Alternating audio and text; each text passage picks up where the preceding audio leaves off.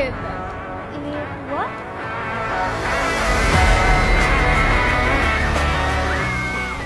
Sila mga boy band na grupo na crush sa buong campus. Heartthrob ng mga girls at idol din ng mga boys. Talaga ba? Kaya lang, dahil galing sila sa mayayamang pamilya, puro sila mayayabang. They control the whole campus.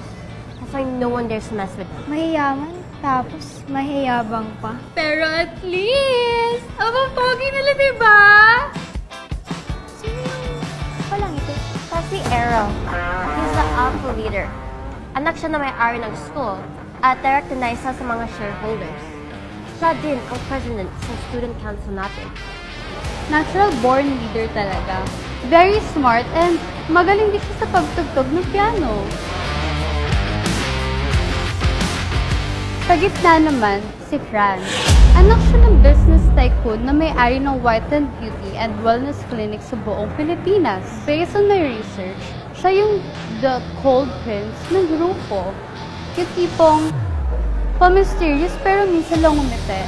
Siya din ang pinaka-dominant sa kanila. Sa mukha pa lang, mukhang arrogante na. Oo nga eh. Pero alam mo ba na maraming girls ang nahuhumaling sa kanila? Talaga ba? Hindi halata. Sino naman yung mukhang makulit? Siya naman si Aubrey. Anak siya ni isang general at meron silang business na software. At ang mommy niya ang CEO. Siya din ang comedian ng group nila. Very approachable. Kaso nga lang, masyadong flirty kaya lahat ng girls nagkakagusto sa kanya. At least, hindi suplado sa pag-usan. Sinabi mo pa. Ayun. Sino nga yun? Siya naman ang star player ng grupo. Si Turkey. Anak siya na isang celebrity at businessman. May-ari sila ng isang sikat na club sa BGC. Basketball varsity, pero chick boy din. Iba't ibang girls na nag-date dito sa campus. Pa-harsher bang image? Pero ang dami na pinayak dito na girls sa campus. Red flag! But speaking of flag, meron din namang green flag sa kanila. Si Cassie! Anak siya ng isang senator. He's the sweetheart, the top student, very talented, at sobrang galing niya pa. He loves painting, composing songs, and super cute niya. Ang galing niya pang kumanta. Wait nga lang. Mukhang kilala mo yata yung elite etchos na yan, ah. Kasi nakasama ko sila sa isang retreat. At isa-isa ko nakita yung mga attitude nila. Lalo na kay Cassie. Napaka-power niya talaga.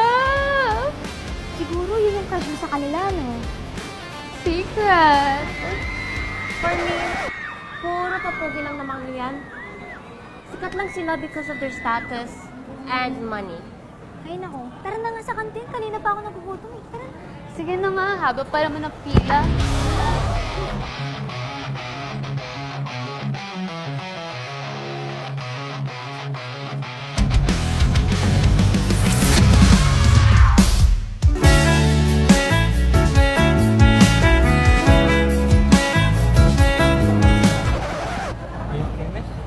Yeah, I'm fine. Uy, ikaw, wala akong pakialam kung sino ka dito sa school, ah. Pero nakakabastos ang ginawa mong panunulak. Kaya tama na, let's go. Di pwede to.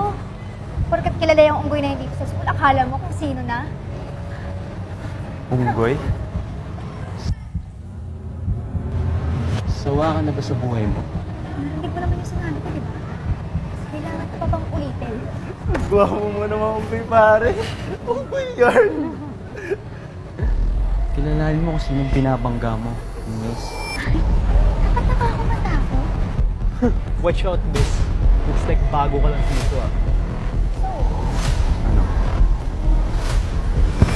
No.